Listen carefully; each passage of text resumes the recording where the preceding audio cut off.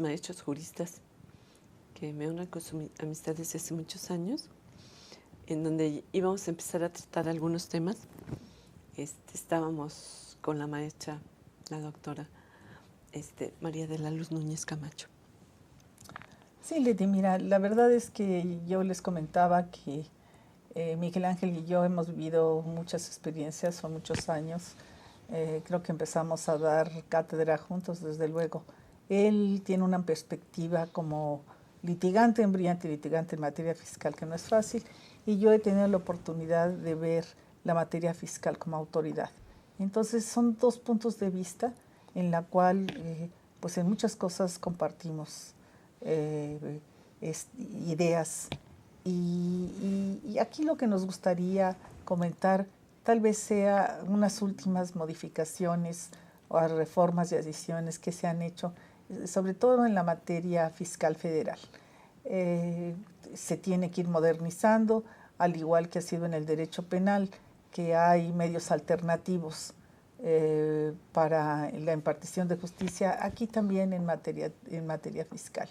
Desde luego, ustedes saben que uno de los actos más fuertes de la autoridad pues es la visita domiciliaria, son el ejercicio de facultades de comprobación, y uno de los primeros medios alternativos que encontramos fue la evolución precisamente de la asistencia que se ha dado a los contribuyentes.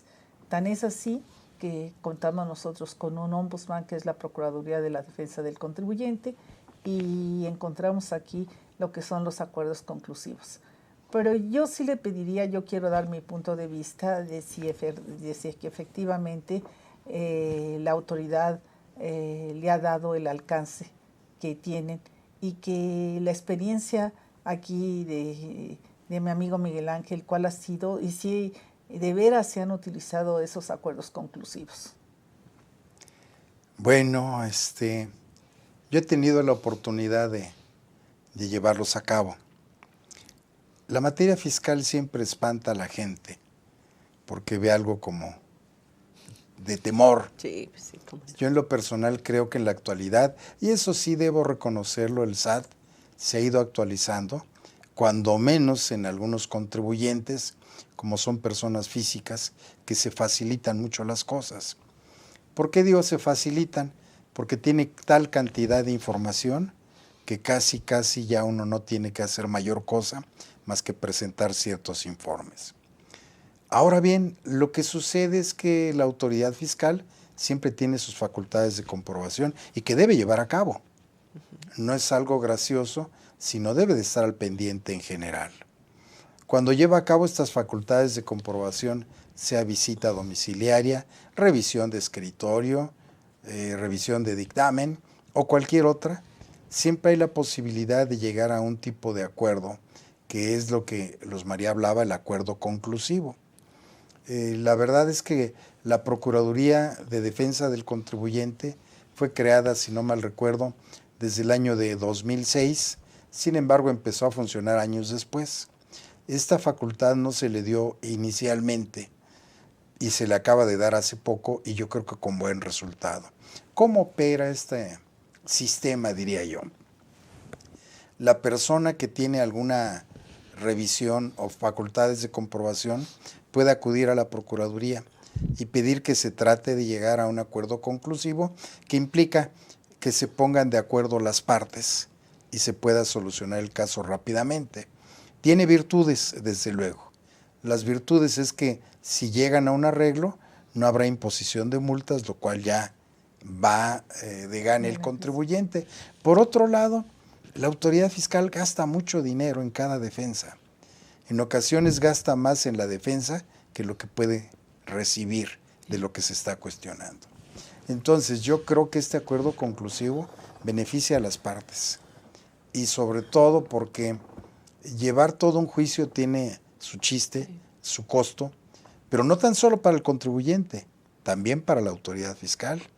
Tiene todo un aparato jurídico que tiene que poner a andar, y viene la otra cuestión que hay que echar a andar a tribunales y hasta el Poder Judicial, y en ocasiones vemos que una multa de 9,000 pesos tiene un costo de 1,000,000 de pesos, que resulta ocioso el gasto que se hace. Entonces, los acuerdos conclusivos están dando un buen resultado. Creo que la Procuraduría de Defensa del Contribuyente está dando buen resultado. Tiene aspectos muy importantes y voy a referir brevemente cómo se lleva a cabo. El contribuyente que está sujeto a facultades de comprobación acude ante la Procuraduría y de inmediato la Procuraduría, en cuestión de horas, avisa a la autoridad que hay posibilidad de un acuerdo conclusivo. La autoridad fiscal detiene todos sus procedimientos hasta que se llega a un acuerdo conclusivo o no se llega y continúa el procedimiento. ¿Sí? Tal vez, Miguel Ángel, sí sería relevante el precisarles hasta qué momento se puede solicitar el acuerdo conclusivo. ¿En cualquier momento o después de que ya se le liquide al contribuyente o es antes de que se presente una liquidación? Bueno, se puede promover desde que se inician facultades de comprobación hasta antes que se determine el crédito, porque si no ya solo proceden las defensas como sería el recurso de revocación o el juicio contencioso administrativo.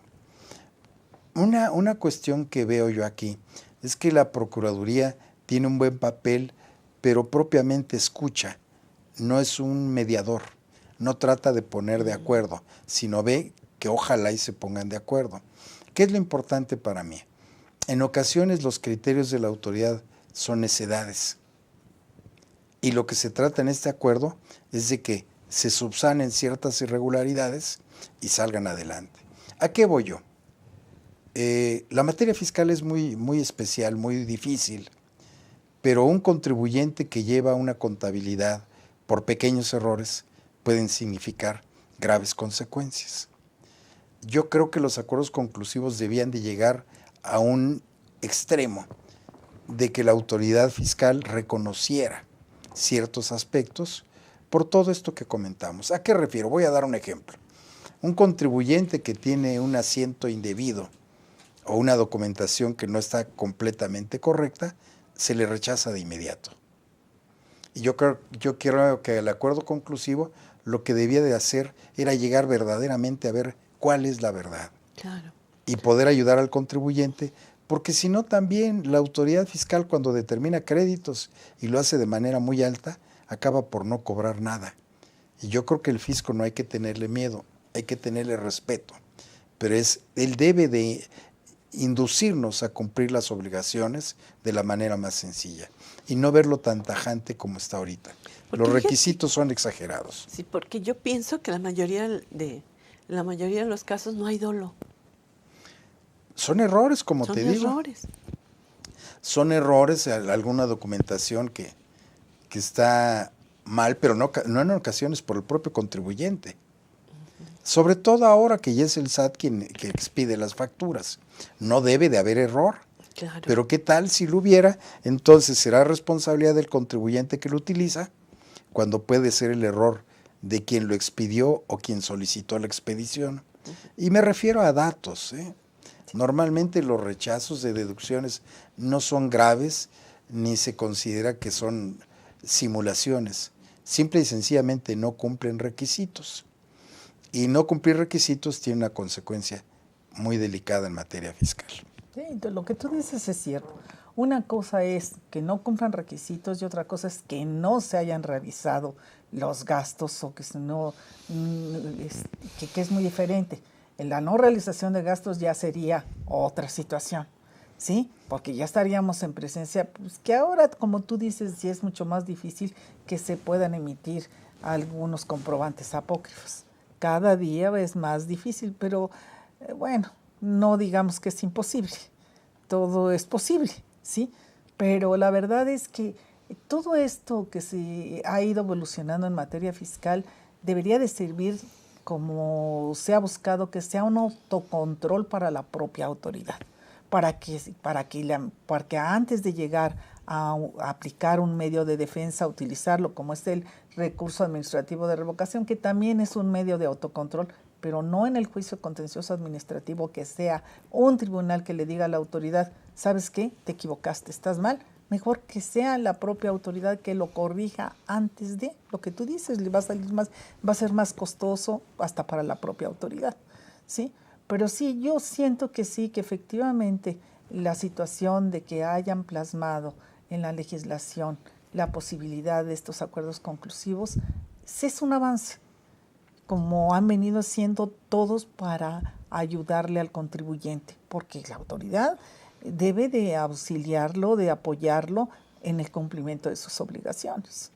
Así es, yo creo que el fisco lo que debe hacer es tratar de ayudar, inducir al cumplimiento. Y hay que entender que hay contribuyentes que no son defraudadores y pueden aniquilar a la empresa.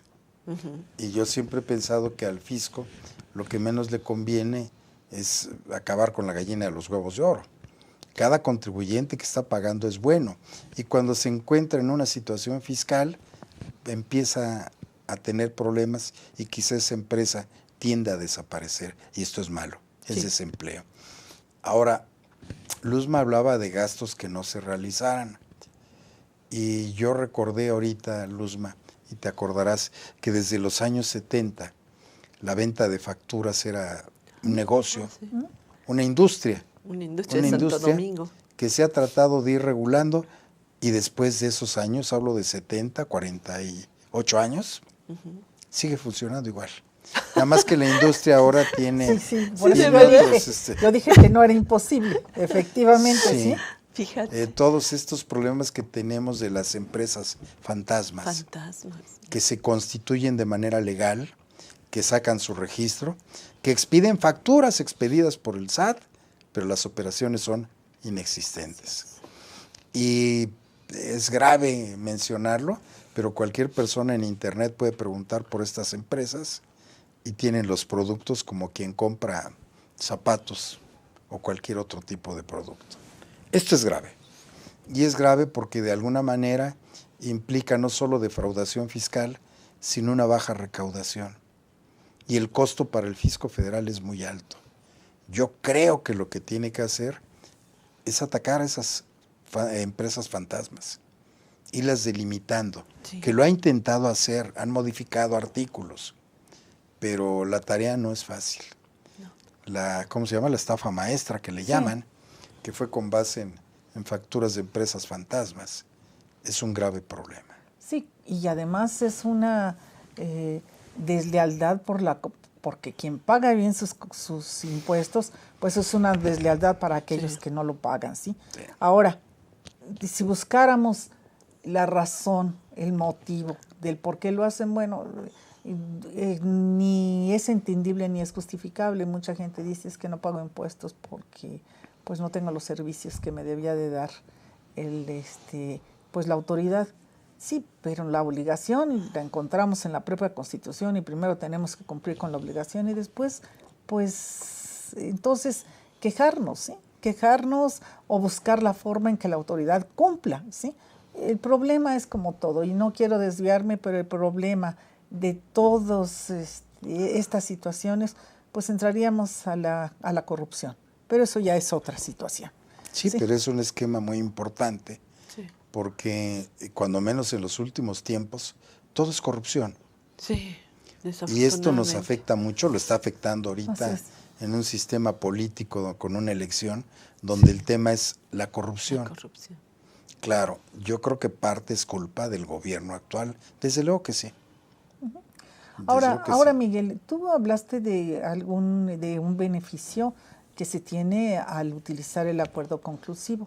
Hablaste que no se le van a imponer sanciones. Y también creo que aquí sería otro beneficio el que no se tenga que garantizar el interés fiscal. Desde luego. Aquí, con la experiencia que tú tienes, que bueno, yo podía hablar, pero a mí me encanta oírte por la experiencia como tú tienes de litigante. ¿Qué ventaja tenemos de que no se garantice el interés fiscal y por qué garantizamos el interés fiscal? ¿Que no hay un pago bajo protesta en materia fiscal? Bueno, desde luego, si se va a un acuerdo conclusivo, ya no hay pago condicionado. La otra cuestión es que efectivamente una empresa se ahorra muchos gastos de garantías, que las garantías en la actualidad es muy difícil obtenerlas. Así es. sobre todo porque los créditos son muy altos y no hay activos de las empresas que los garanticen. No es fácil. De hecho, la promoción del propio recurso de revocación exime de la garantía en el tiempo que está el recurso. Yo esta medida la entiendo, la aplaudo. Ya tenemos un juicio también ante el Tribunal Federal de Justicia Administrativa, que es un juicio exclusivo de fondo, donde otra característica es también no garantizar. Y esto de alguna manera invita a que el contribuyente resuelva sus problemas rápidamente sin comprometer sus activos o su economía. Una empresa que obtiene una fianza, digamos, tiene un compromiso y están afectados sus bienes y no puede crecer. Yo creo que el gobierno debe fomentar que la gente crezca, que no tenga ese tipo de contingencias que le impidan generar más trabajos. ¿Qué es lo que se requiere en esta época?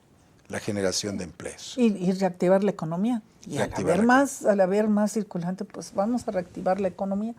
Y te decía, tú ahorita tocaste un punto que también en el tema que estamos tratando, hablaste del recurso administrativo exclusivo de fondo. A ver, Miguel, bueno, yo lo entiendo, pero el auditorio no lo conoce.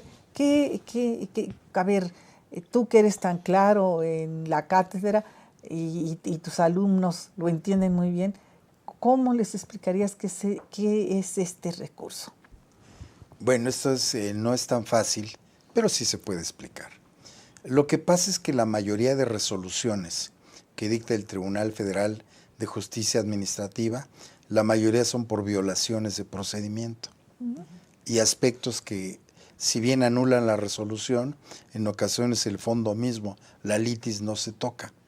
Ahora bien, este tipo de juicio, que además yo no le veo mucha fuerza, porque quien va a una cuestión de fondo se olvida de todo lo procesal. Y en ocasiones quiero decir también que nuestros juzgadores les tiembla la mano luego cuando es el fondo, porque el fondo implica una interpretación y una interpretación es muy cuestionable. Sí. Entonces, como decimos los litigantes, vamos a un litigio que es como una guerra y con qué arma vamos a ganar no sabemos, pero no dejamos ninguna. Pues. Y en este juicio se tienen que dejar todas y solo ir al aspecto del fondo. Tiene un trámite muy especial. Yo no he promovido ninguno ni lo he visto. Creo que tiene poca demanda porque son solo casos muy, muy específicos que a veces inclusive yo creo que solamente con un aspecto que fuera tan claro que no hubiera duda. Y si fuera tan claro, debe haberse resuelto en recurso. Eso sí. O ante la propia autoridad. Vamos a un corte comercial y regresamos. Muchas gracias. Influyendo a través de la gente, podremos trabajar y sobre todo contribuir en los resultados de su negocio.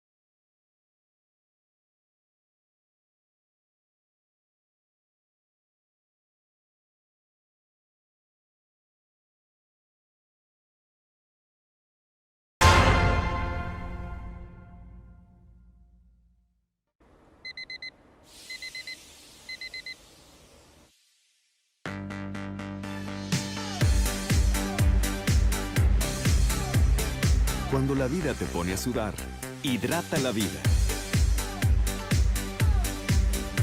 Electrolit, científicamente hidratante. Punto. Pues muy interesante. Gracias. Bueno, estábamos comentando aquí detrás de cámaras algo que querían decir mis amigos peritos en la materia fiscal. Hablábamos de la posibilidad de, tanto en el recurso administrativo exclusivo de fondo, respecto de que haya una audiencia, y le preguntaba yo aquí a Miguel Ángel que si él ya la había utilizado, esa audiencia. La verdad es que no. Y yo quiero recordar un poco que en realidad el juicio contencioso administrativo hace muchos años tenía audiencia. Sí. Y era una audiencia en la cual se Yo me acuerdo presentaban de eso. alegatos verbales. Esto se eliminó simplemente por capricho sexenal. Dijeron hay que eliminarlo. Ahora, años después, quieren que haya una audiencia y que sea oral. Yo me ha tocado participar en paneles binacionales y en arbitrajes donde la audiencia es sumamente importante. Son audiencias un poquito largas, porque alguna de ellas que participé fueron 2 días enteros, claro, descansando en la noche, pero se presenta todo, se dice todo y todos los argumentos se desahogan. El problema es que es un poco complicado porque hay que tomar versión de todo y luego integrarlo como parte del juicio. Aquí en nuestra materia es casi todo escrito, lo que está escrito, y se presenta. Hay una novedad ahora muy importante, que es el famoso juicio en línea, que es otra virtud maravillosa, ¿eh? ¿Y por qué digo maravillosa? Porque quiero decirlo con todo respeto y cortesía, pero luego hay salas regionales que tienen criterios muy especiales. Algunos tienen criterios que piensan que hay que darle siempre la razón al fisco. Y qué curioso, si recordamos un poquito, cuando se creó el entonces Tribunal Fiscal, el general Lázaro Cárdenas, en su exposición de motivos, decía que se había creado un Tribunal Fiscal de la Federación para defender a los contribuyentes de los actos arbitrarios de la autoridad. O sea, el tribunal era para eso. Últimamente han cambiado criterios.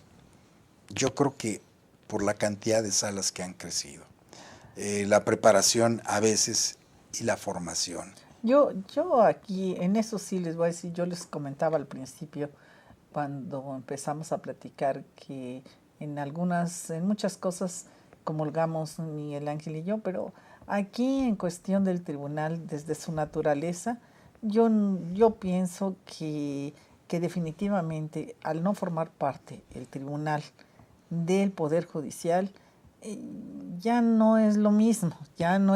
¿Por qué? Tú decías, bueno, ha cambiado su criterio. No, es que muchos de los magistrados que están ahí, que están en el tribunal, han sido autoridad fiscal. Sí, Entonces imagínate, ¿qué tal con que si allí, ya lo sé, que tenían un impedimento para conocer si ellos hubieran intervenido en alguna resolución, pero a lo mejor ellos tenían el mismo criterio que está en una resolución que el contribuyente esté impugnando, porque su formación es de autoridad, es de autoridad fiscal. Sí. Allí, tú ahorita tocaste un punto muy importante. La competencia del tribunal aparte ya es totalmente diferente. Tú hablabas antes de un tribunal exclusivo para resolver resoluciones o actos emitidos por las autoridades fiscales federales. Y ahora conocen de todo la competencia, y se va a seguir ampliando ese tribunal, claro, porque van a conocer de todas las resoluciones que emitan todo el gobierno federal. Entonces, como que ya se desvirtuó lo que tú acabas de señalar, Miguel.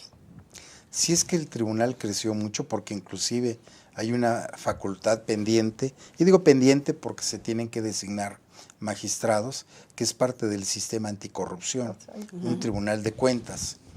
Pero el problema que yo le veo, no podría yo comparar, no tengo los datos aquí, pero el tribunal no ha crecido en el número que debiera de crecer. Y por otro lado, yo creo que la formación sí es muy importante. Lo que dice Luzma es muy cierto. En ocasiones cuando ve uno un criterio de un magistrado, ve uno que viene de Hacienda. Cuando viene de otra formación es un poquito más imparcial, o sea, no está deformado, vamos. Sí. Porque a veces se piensa que el contribuyente debe pagar y el fisco debe cobrar.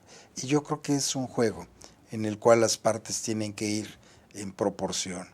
No todo es para el fisco ganar. Porque además voy a mencionar esto.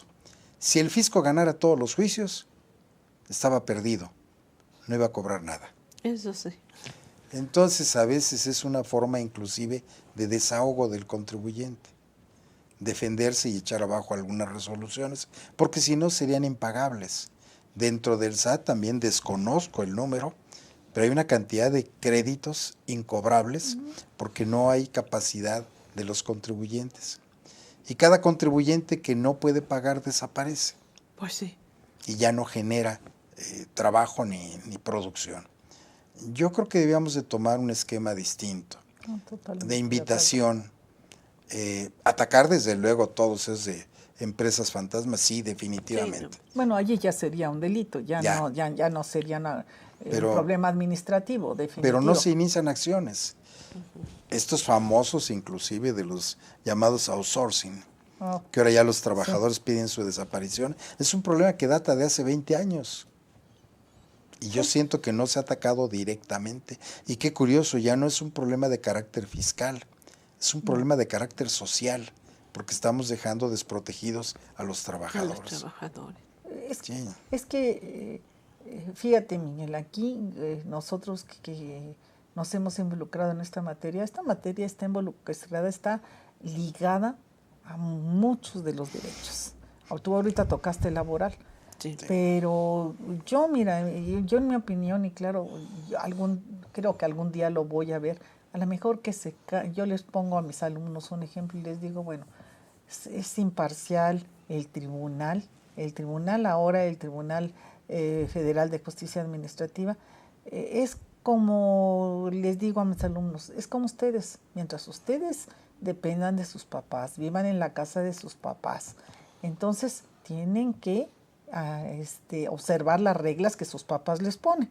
Mientras sea el gobierno federal que presupuestalmente le dé todo al tribunal, pues presupuestalmente depende de él, ¿sí? Claro. Entonces desde allí, desde raíz se debería de cambiar, debía de formar parte del Poder Judicial.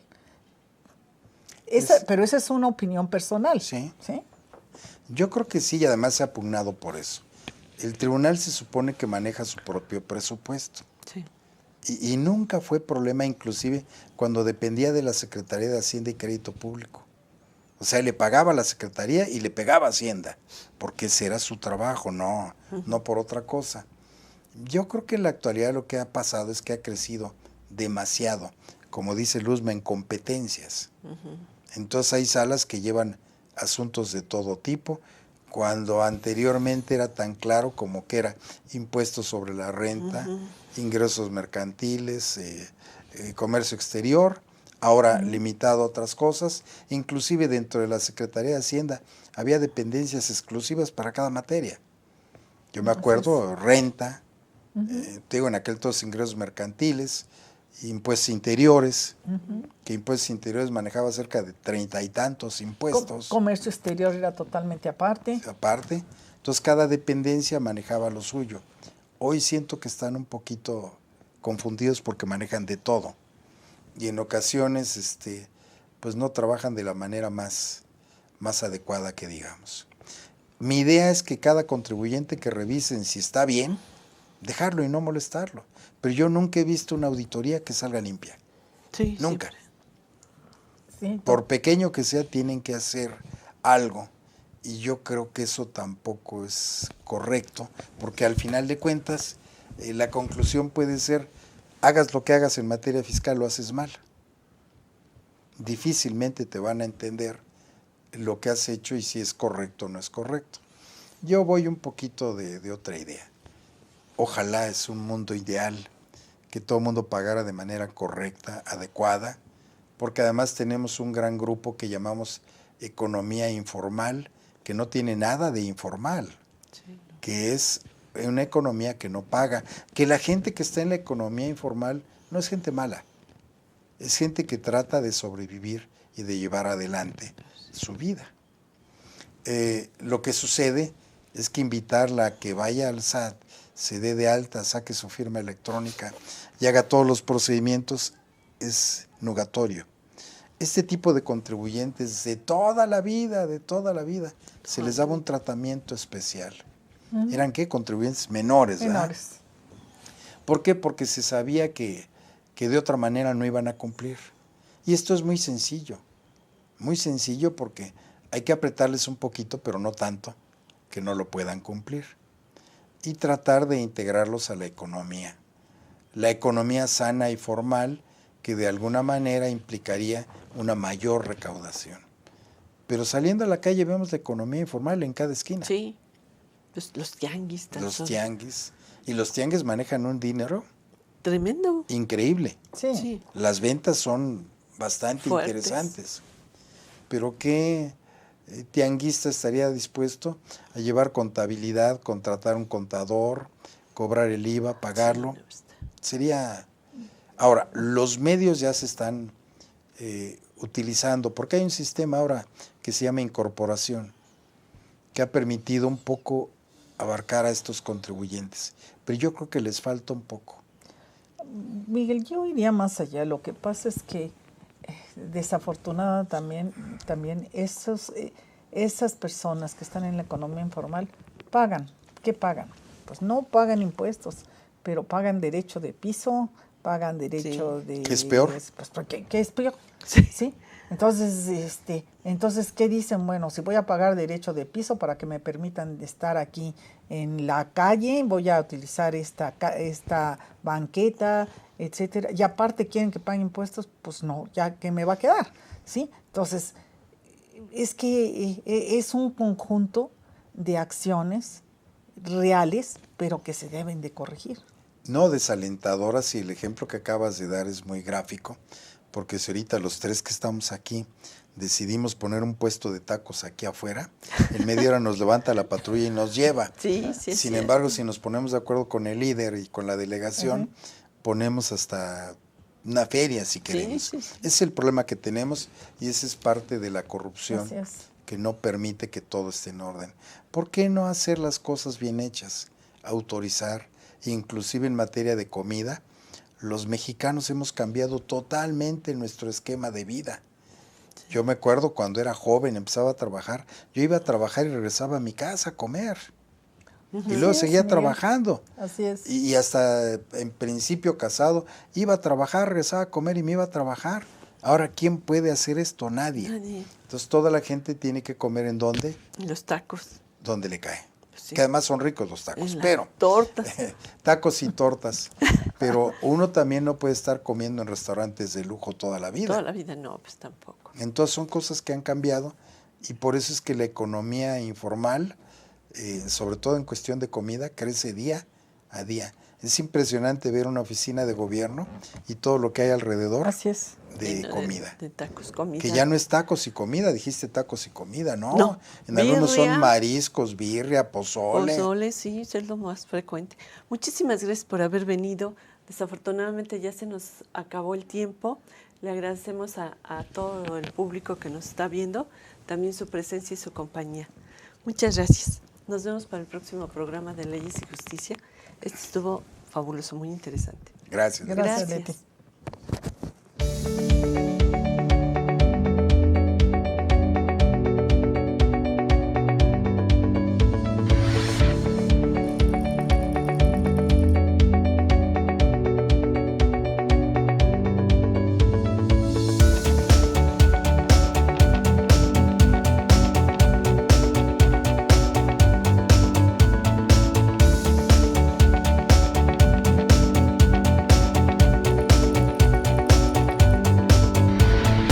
Astele.tv